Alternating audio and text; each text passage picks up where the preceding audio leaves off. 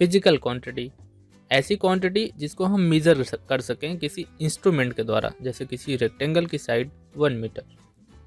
किसी भी physical quantity के दो कंपोनेंट होते हैं, एक मैग्नीट्यूड और दूसरा यूनिट। मतलब किसी भी फिजिकल क्वांटिटी को लिखने के लिए हमें उसकी मैग्नीट्यूड और उसको यूनिट को लिखना जरूरी होता है। जैसे हम किसी रेक्टेंगल की ब्रेड्थ नाप रहे हैं तो उसको लिखेंगे 1 मीटर, मतलब 1 मैग्नीट्यूड और मीटर यूनिट।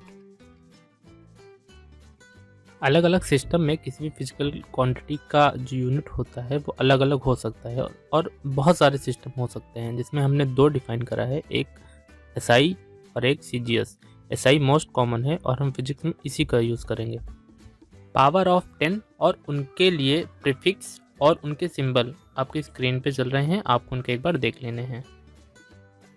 10 की निगेटिव पावर में 1, 2, 3, 6, 9, 12, 15, 18, deci centi milli micro nano pico फर्मो एटो।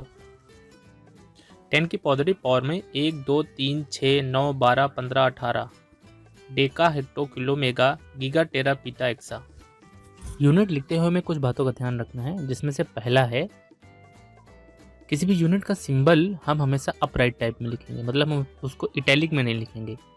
और दूसरा, किसी भी यूनिट को लिखते हुए उसके फर्स्ट लेटर को कैपिटल में नहीं करेंगे। ये रूल यहाँ पे नहीं, कैपिटल रूल यहाँ पे नहीं वैलिड होता, हम उसे स्मॉल में ही लिखेंगे। जैसे न्यूटन का कैपिटल एन नहीं लिखेंगे, स्मॉल में ही लिखेंगे। और तीसरा, अगर कोई यूनिट किसी साइंटिस्ट के नाम पे लिखी गई है तो उसका जो सिंबल होगा उसे हम हमेशा कैपिटल लेटर में लिखेंगे। जैसे न्यूटन के केस में एन जो सिंबल है उसे कैपिटल लेटर में लिखेंगे। चौथा, किसी भी यूनिट का जो सिंबल होगा उसमें हम फुल स्टॉप या फिर उसका प्लूरल फॉर्म नहीं लिखेंगे। जैसे सेंटीमीटर है तो सेंटीमीटर के बाद फुल स्टॉप नहीं लगाएंगे, और 25 सेंटीमीटर लिखना है तो 25 सेंटीमीटर्स नहीं लिखेंगे, 25 सेंटीमीटर ही लिखेंगे। और पांचवा, डिवीजन सिंबल हमें एक ही बार यूज़ करना है। जैसे मीटर पर सेकेंड स्क्वायर लिखेंगे, मीटर पर सेकेंड नहीं लिखेंगे। Types of physical quantity: fundamental, derived, supplementary.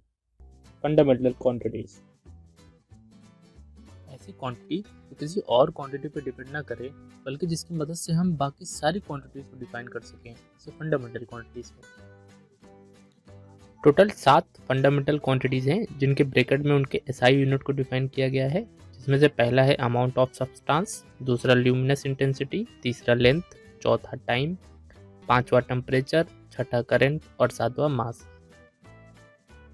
सातों का short form all TTCM।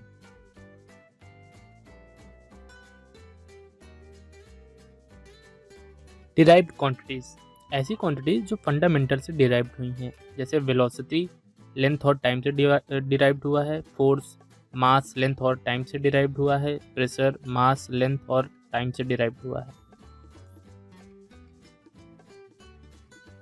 7 fundamental quantities के अलावा 2 और सप्लीमेंट्री इंडिपेंडेंट क्वांटिटीज़ डिफाइन की गई हैं, जो किसी फंडामेंटल क्वांटिटी से डिराइव तो नहीं हुई हैं, और ना ही इनका यूज़ हम किसी और क्वांटिटीज़ को डिराइव करने में करेंगे। इनका यूज़ सिर्फ एंगल डिफाइन करने में किया जाता है। पहला प्लेन एंगल, जिसकी एसआई यूनिट रेडियन, और दूसरा सॉलिड एंगल, जिसकी SI unit steradian. Dimensional formula एक ऐसा एक्सप्रेशन जो ये बताए कि कौन सी फंडामेंटल क्वांटिटीज़ कितनी बार यूज हुई हैं उस फिजिकल क्वांटिटी के यूनिट को रिप्रेजेंट करने में। जैसे फोर्स के लिए mLT की पावर -2, इलेक्ट्रिक चार्ज के लिए T × एम्पियर, और इलेक्ट्रिक पोटेंशियल के लिए mL² T - 3a-1। हम याद सिर्फ 4 ही डायमेंशनल फार्मूला करेंगे, जिसमें पहला फोर्स का याद करेंगे, दूसरा चार्ज का, तीसरा इलेक्ट्रिक पोटेंशियल का, चौथा मैग्नेटिक इंडक्शन का। बाकी किसी भी फिजिकल क्वांटिटी के डायमेंशनल फार्मूलों को निकालने के लिए हम किसी न किसी फार्मूले की हेल्प लेंगे और हम आसानी से निकाल लेंगे। जैसे हमें मैग्नेटिक फ्लक्स का डायमेंशनल फार्मूला निकालना है और हमें फार्मूला पता है EMF = dϕ/dt, और हमें पता है कि EMF का डायमेंशनल फार्मूला वही होगा जो इलेक्ट्रिक पोटेंशियल का होता है। तो हमें पता है कि इलेक्ट्रिक पोटेंशियल का dimensional formula mL² T - 3a- होता है। वो φ/टाइम के डायमेंशनल फार्मूला के बराबर होगा। तो इससे हमें पता चल जाएगा कि जो फाई होगा उसका dimensional formula mL² T - 2a - 1 होगा, जो कि मैग्नेटिक फ्लक्स का डायमेंशनल फार्मूला हो जाएगा। फिजिक्स के फार्मूलों की मदद से डायमेंशनल फार्मूला निकालना बहुत ही आसान होता है, लेकिन इसके लिए हमें फिजिक्स के कुछ इंपॉर्टेंट फार्मूले याद होने चाहिए। हमने सारे इंपॉर्टेंट फार्मूले आपकी स्क्रीन पे चला दिए हैं, आपको उसको याद कर लेने हैं। एक एग्ज़ाम के एक दिन पहले आपको रिवाइज़ करके जाना है। यूजेस ऑफ डायमेंशनल फार्मूला और डायमेंशन, जिसमें हम सबसे पहले यूनिट का कन्वर्जन करेंगे, जिसमें n1 u1 equal to n2 u2 formula use करेंगे, जिसमें n1 एक नंबर होगा और u1 एक यूनिट, ऐसे n2 एक नंबर होगा और u2 एक यूनिट। दूसरा, प्रिंसिपल ऑफ होमोजीनियस डायमेंशन।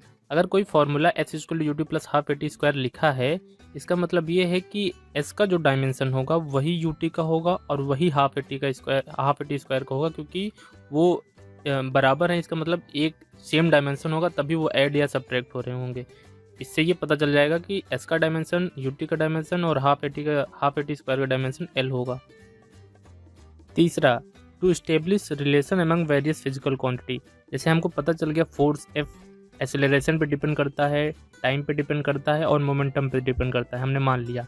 तो जो फोर्स का डायमेंशन होगा वो k टाइम्स a की पावर l, t की पावर m और p की पावर n होगा। जहाँ हमें एक्सेलरेशन का डायमेंशन पता है, टाइम का डायमेंशन पता है, मोमेंटम का डायमेंशन पता है, फोर्स का डायमेंशन पता है।